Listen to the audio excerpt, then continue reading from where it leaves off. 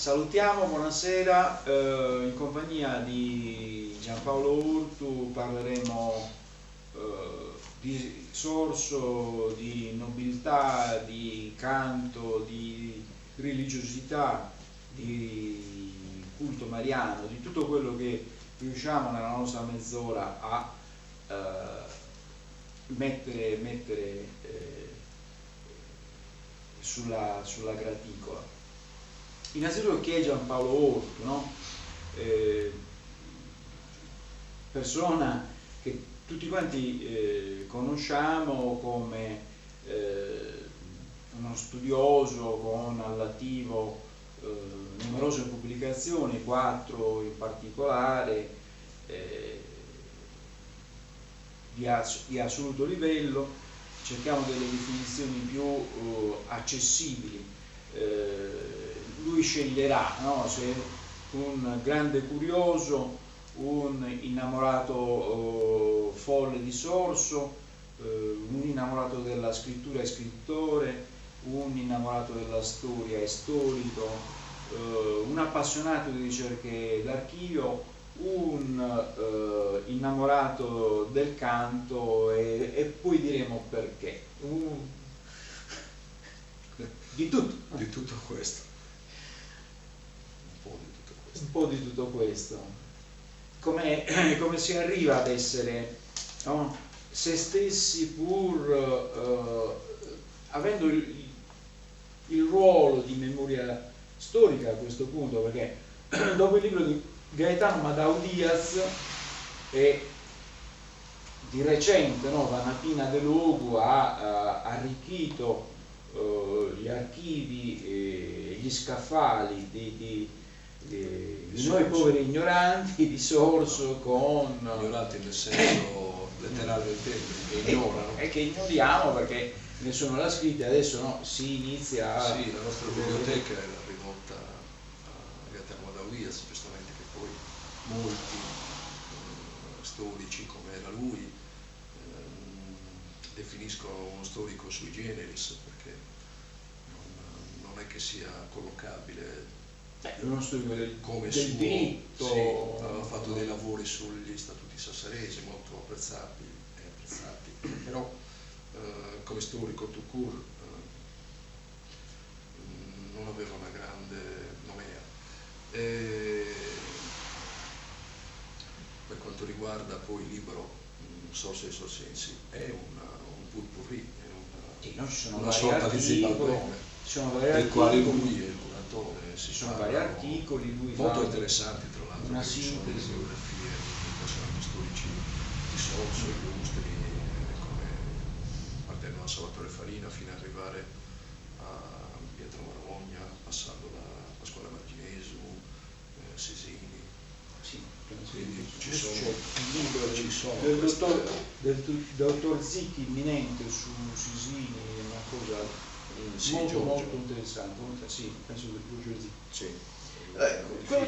Quello che mi incuriosisce, almeno voglio mettere in evidenza, no, che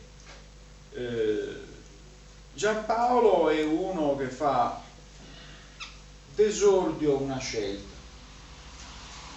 diploma all'Istituto Tecnico Industriale,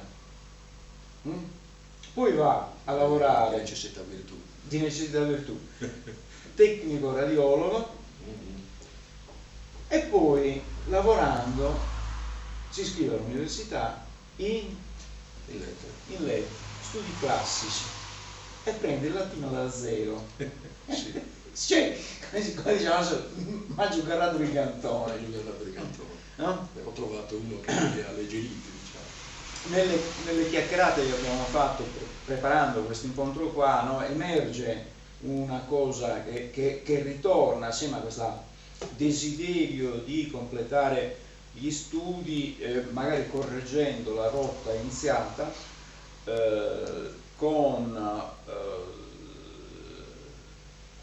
capottando la cultura iniziale, che era una cultura tecnica, e andando a sposare una cultura classica, ritorna alla memoria questa passione per la scrittura che si sostanziava in un diario tenuto alle industriali. Sì, all'ultimo anno. Beh, diciamo che anche ci sono due cose che ho scoperto di recente. Qualche anno fa, mentre facevo un lavoro con i bambini della scuola elementare, con la maestra Ricci, Elvira Ricci, che mi faceva da tutor ai bambini, ho visto casualmente il registro di classe di quarta elementare della mia classe e sono andato a leggere le note non le note sul registro, le note finali scritte dall'allora mio maestro, che era il maestro delle Fratte, un personaggio che a Sorso ha lasciato un grande ricordo. E lì ho letto con grande piacere, grande sorpresa, grande emozione, grande commozione, che quest'uomo aveva visto in me a 9 anni, io avevo 9 anni perché ero in quarto, aveva visto il mio futuro, cioè c'era scritto tra le altre cose che io ero portato per la ricerca, che io ero portato per la storia. Bravo, quindi quest'uomo, non Giappalortu, il maestro che aveva un personaggio, e ho avuto occasione di trovare delle concordanze in questo giudizio sul maestro delle Fratte da parte di altri miei compagni di classe di allora, che anche loro hanno fatto esattamente quello che questo aveva previsto. Io l'ho fatto con un po' di ritardo, però anche io.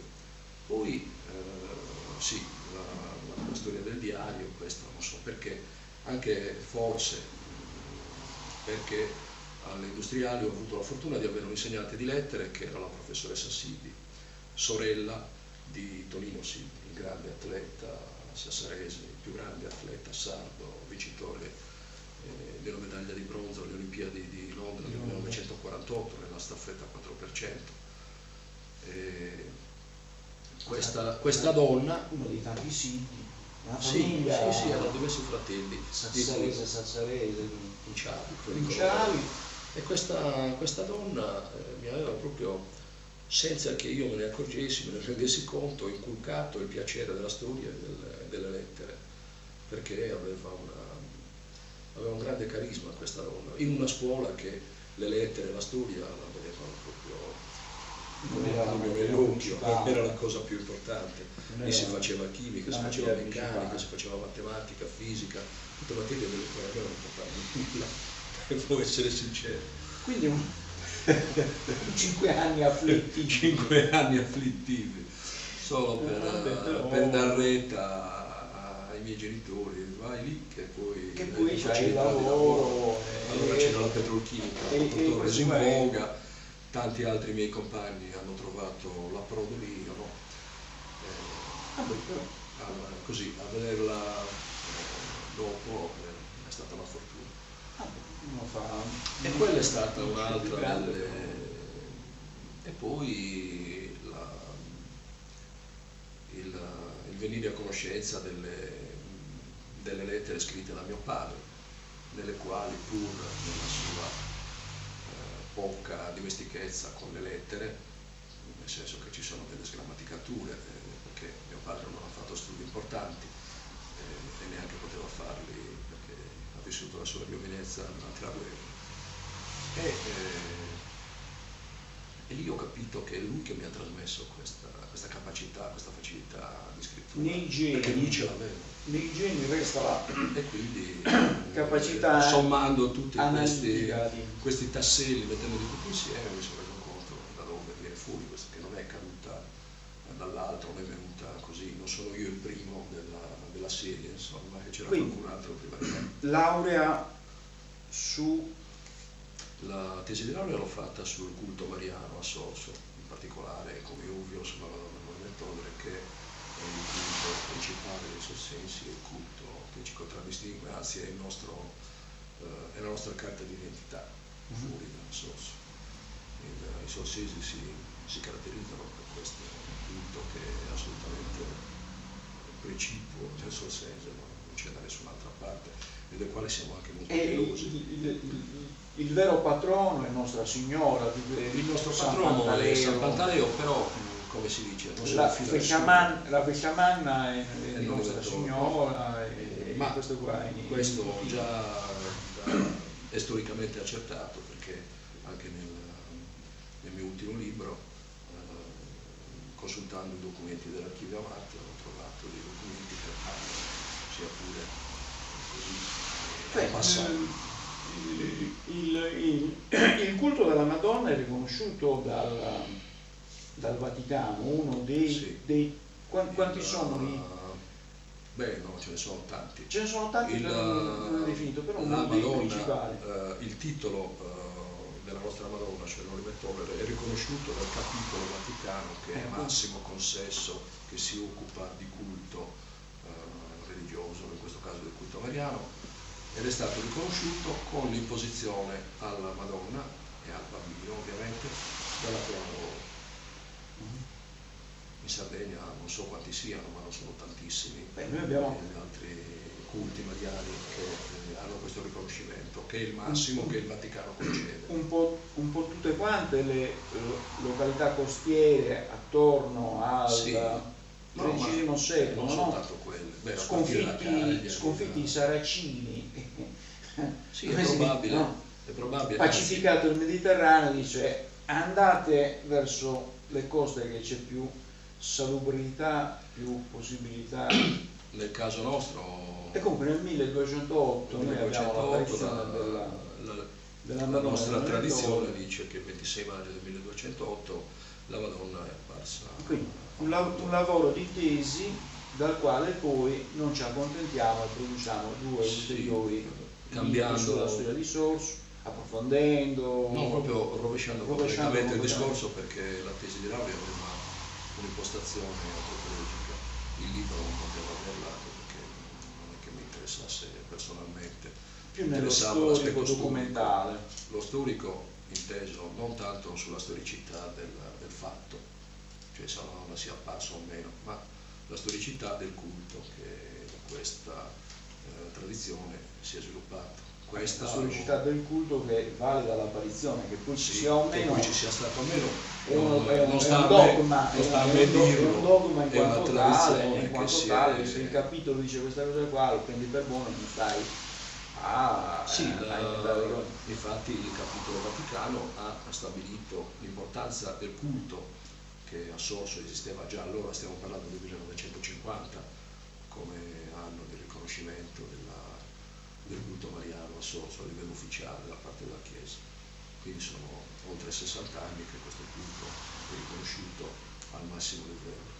Un altro libro è espressione di una passione che è stata accantonata, o perlomeno quello del piccolo spazio della mia vita. Il canto nella corale, nella polifonica di Santa Cecilia di Sassari, che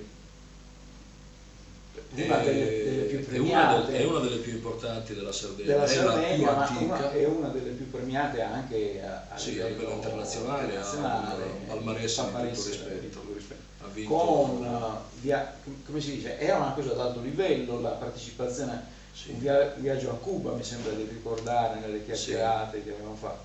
Sì, è stata la mia unica tournée all'estero con il coro, che aveva partecipato a un festival internazionale al quale prendevano parte formazioni corali, polifoniche di tutto il mondo. C'erano cori dalla Finlandia alla Nuova Zelanda, dagli Stati Uniti al Sudafrica, era proprio, c'era rappresentato tutto il pianeta, ma decine e decine di cori, quasi la metà erano latinoamericani, quindi dal Messico in giù, però c'erano tantissimi di altre realtà europee, asiatiche, africane, e quindi è stata un'esperienza di vita importantissima, perché quando si viene a contatto con persone che sono totalmente diverse da te, se non nell'umanità, a parte che è soltanto da imparare, e poi è anche il confronto che ti arricchisce. Comunque si accantona il canto, ma si resta addirittura di questa esperienza qua e si scrive un libro così per il 60° anno, facile di penna, letti a me, gli archivi. L'ho scritto contemporaneamente a Noli Tollere.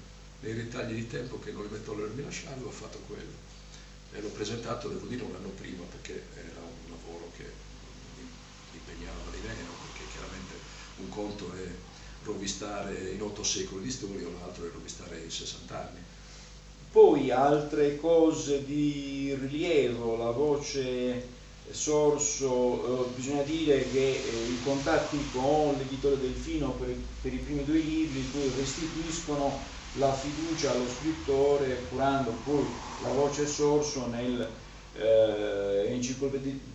dizionario enciclopedico dei comuni della Sardegna, 5 volumi, una cosa mastodontica, estremamente complessa e ricca. E poi c'è questa riedizione dei Cappuccini, com'è la cosa? Sì, è un'edizione riveduta e aggiornata di una storia dei Cappuccini sardi, scritta da un padre cappuccino che si chiamava Raffaele da Santa Giusta, che appunto si è occupato della storia dei Cappuccini per primo in Sardegna dal loro arrivo nel 1594 fino al periodo storico in cui lui è vissuto, e che necessitava, secondo i Cappuccini, una rinfrescata. Quindi mi hanno messo a disposizione le nuove conoscenze delle quali erano venuti in possesso, qualcosa di mio l'ho aggiunto io perché avevo trovato delle cose soprattutto riguardanti i Cappuccini a Sorso, rovistando io per conto mio negli archivi quando ho scritto il libro sul Molimentole, e quindi diciamo che l'ho aggiornato e l'abbiamo presentato con i padri Cappuccini. C'era il ministro provinciale, cioè il capo dei Cappuccini sardi, nella città di Santa Giusta, città di provenienza dell'autore del libro. E adesso siamo arrivati a parlare del libro che gronda inchiostro, che sì, quello che è ancora fresco. Che è ancora fresco d'inchiostro. L'ultima fatica, abbiamo cambiato casa editrice, c'è questa nuova casa editrice di Sassari. Mio malgrado sono stato costretto a cambiarla. Agave. Sì, l'Agave, che è di Alberto Pava, il quale Alberto Pava aveva già collaborato, era un ex collaboratore di Delfino, un grafico anche molto bravo, che si è occupato della copertina di Molimentole, quindi aveva già lavorato con... Avevate lavorato assieme. Allora, prima di arrivare al titolo, diciamo che ci sono nelle curiosità di Giampaolo Ortu degli step, degli stadi di avvicinamento al libro. Il libro non è una cosa che scrive, è una cosa che si costruisce negli anni, quindi possiamo vedere come punto di partenza quella mostra che è stata fatta nel 2000 a Cagliari e poi immediatamente dopo anche a Sorso, con il titolo Il principe degli archivi, riferendosi alla integrità tale dell'archivio da tributargli quel ruolo di preeminenza che era nella parola principe, perché il momento in cui si arriva a chiudere con il feudalesimo, lì dovevi andare a giocartela col fisco quello che potevi o meno ricavare da diritti che dovevano essere riconosciuti al feudatario che perdeva e entrava in un altro ruolo. Stiamo parlando del 1830 con la sabaudizzazione della Sardegna, no? Quindi la legge delle chiudenti, tutta una serie di momenti forti. Giampaolo Ortu questi momenti forti li riconduce per l'amore che ha verso Sorso a una lettura che ci aiuta a capire chi siamo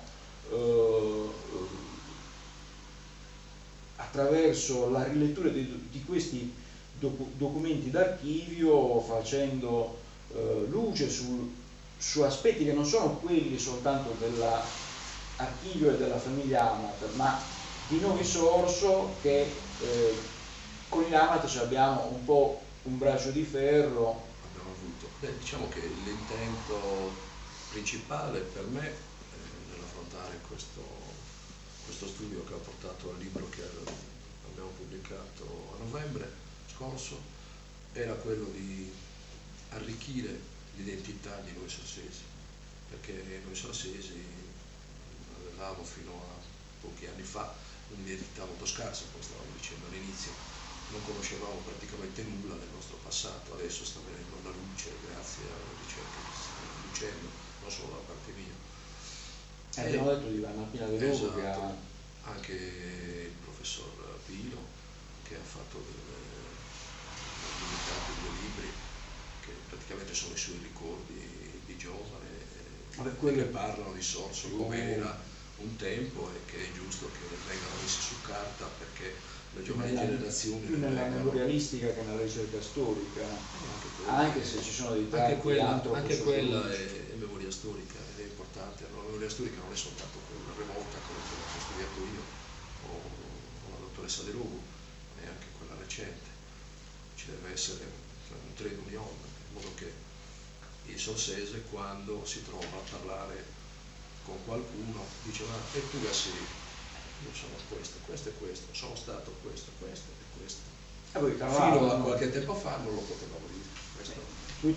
Citando anche le ricerche, il grande contributo che viene dal lavoro di Marco Milanese e di Daniela Rovina, con tutta una serie di studi che ci danno... Gli studi che sono stati fatti sulle rovine, cioè, ci sono rimasti. Siamo una comunità che ha storia, diciamo, dobbiamo avere l'orgoglio di una esattamente. Noi che siamo peraltro molto orgogliosi, adesso abbiamo motivo di esserlo ancora di più, a maggior ragione. Noi dobbiamo essere consapevoli. In questo senso io ho avviato già qualche anno collaborazioni con la scuola per intanto informare i bambini. Vedevo il gigante che si portava dietro informare i bambini. L'ho fatto con i bambini delle scuole elementari, adesso ho intenzione di farlo con i ragazzi delle medie, che già hanno una base un pochino più ampia e che sono in grado di recepire meglio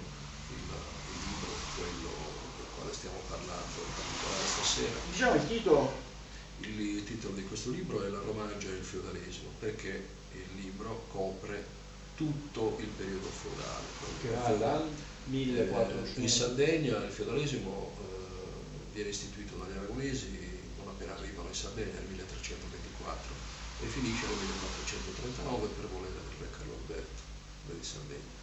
Quindi non una spinta dal basso, ma sono perché viene calato dall'alto. 5 secoli di storia. Sono 600 errotti, perché da 1300, più di 600 anni. Per quanto riguarda la Romangia, in particolare il periodo che è interessato da questo libro parte dai primi decenni del 1400. Il documento più antico che l'archivio Amato conserva relativamente alla Romangia è una pergamena del 1420.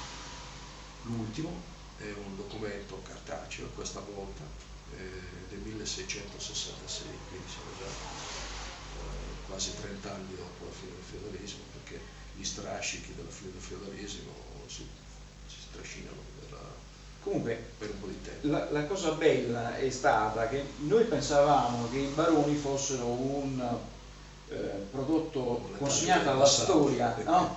Mentre invece Paolo Orto prende il telefono e trova il barone, lo fa venire a Sorso. Trova quello che, se il feudalesimo fosse ancora vigente, sarebbe il nostro signor y dueño, come si chiamavano loro. Loro si chiamavano señores y dueños, cioè signori e padroni. No, è padroni. Militari. Dueño vuol dire padrone in spagnolo. Anzi, il principe degli archivi, quella mostra di cui si parlava prima, aveva come sottotitolo proprio Señores y Dueños. Che è questo il libello qua. Ed è proprio questo, la curiosità di conoscere quel principe degli archivi, perché principe, come poco fa dicevamo, ha una duplice valenza. Principe era il proprietario dell'archivio e principe era l'archivio stesso, perché è l'archivio più importante tra gli archivi privati sardi, gli archivi di carattere storico, è il più voluminoso, famoso, diciamo, ed è anche il più importante, ed ha ottenuto un riconoscimento da parte del Ministero delle Attività dei Beni Culturali nel 1978, che lo ha dichiarato di interesse nazionale, ed è stato consultato dai principi tra i nostri storici, a partire da Francesco Londocanepa fino ad arrivare a Francesco Cesare Casula, cioè i più grandi storici sardi. Il Gotha hanno dovuto fare i conti per studiare soprattutto l'istituzione feudale. Questo archivio è imprescindibile per chi voglia studiare l'istituzione feudale in Sardegna. Senza studiare questo archivio non se ne viene a capo. Comunque lo curavano la mostra la curavano 3 validissime funzionarie della sovrintendenza archivistica, Sì, che sono Anna Castellino, Maria Luisa pensione, e Marina Valdes, che Che più hanno volte pensione sono venute a Sorso spiegando una bellissima lezione, me la ricordo ancora.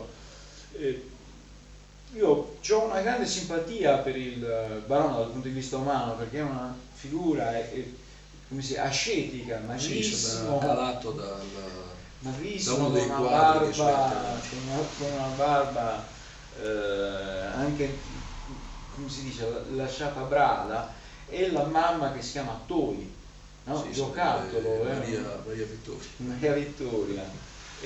Non ho avuto occasione di salutare, ho soltanto salutato il dottor Vincenzo, ma mi scuso per non aver potuto portare i saluti alla signora Tui, anche da parte di Bruno Cucciari, che la ricorda con estremo affetto ed amicizia. Un minuto. Salutiamo allora, chiudiamo ricordando quell'articolo sull'Unione Sarda che diceva del barone che non ha la patente, che non guida la macchina, meglio, no? Che non è il taxi. E facciamo i complimenti a Giampaolo Ortu per l'arricchimento che ci regala, sottraendo, no, come si dice, ai piaceri più terra sacrificandosi. Ringraziamo e salutiamo. Grazie. Grazie a voi.